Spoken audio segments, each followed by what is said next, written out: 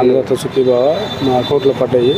నిజంగా నారా చంద్రబాబు నాయుడు గారికి ఎంతో మేము రుణపడి ఉంటాము రైతుగా. ఎందుకంటే రాష్ట్రం ఆర్థికంగా ఎంతో ఇబ్బందిగా ఉన్నప్పటికీ కూడా రైతు ఇబ్బందిని అతను ఇబ్బందిగా ఫీల్ అయ్యి ప్రతి రైతు కూడా ఇబ్బంది పడకూడదనే ఆలోచనతో మా అకౌంట్లో నిజంగా ఈరోజు 7,000 రూపాయలు మాకు వేశారు. నిజంగా మేము ఈ కూటమి ప్రభుత్వానికి అలాగే ఈ ప్రభుత్వానికి ఈ రైతులుగా మేము ఎంతో రుణపడి ఉంటాం.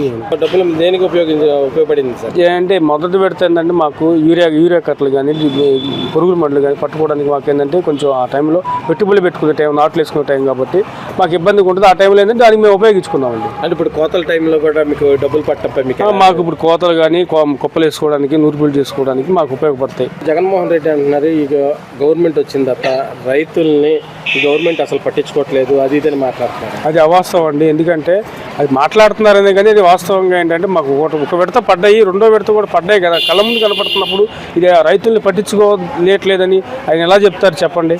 అది అవాస్తవం. అది ఏంటంటే ప్రతిపక్షంలో ఈ ప్రభుత్వం మీద ఏదో బురద జల్లాలనే ఆలోచన తప్ప ఇంకా వేరే ఆలోచన ఏమీ లేదండి.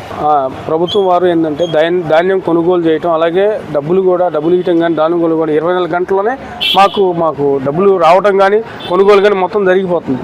ఇదివరకు ఏంటంటే మేము ధాన్యం చెక్ చేయటం, మళ్ళీ కొనడానికి మళ్ళీ డబ్బులు చెల్లించకుండా మేము తిరిగి చాలా రోజులు ఇబ్బంది పడిన దాఖలాలు చాలా ఉన్నాయి. నిజంగా బాబు గారు, మీకు చంద్రబాబు నాయుడు గారు, మేము రైతులందరం కూడా నిజంగా అన్నదాతలకు మీరు ఈ విధంగా అండదండలుగా ఉండి మాకు సరైన రెండోసారి కూడా మాకు అనుకున్న విధంగా రాష్ట్రం ఆర్థికంగా ఎంత ఇబ్బందులు ఉన్నప్పటికీ కూడా మా బాధను మీరు అర్థం చేసుకొని మీరు మా అకౌంట్లో డబ్బులు వేసినందుకు నిజంగా బాబు గారికి ధన్యవాదాలు చెప్పుకున్నామండి రైతుగా.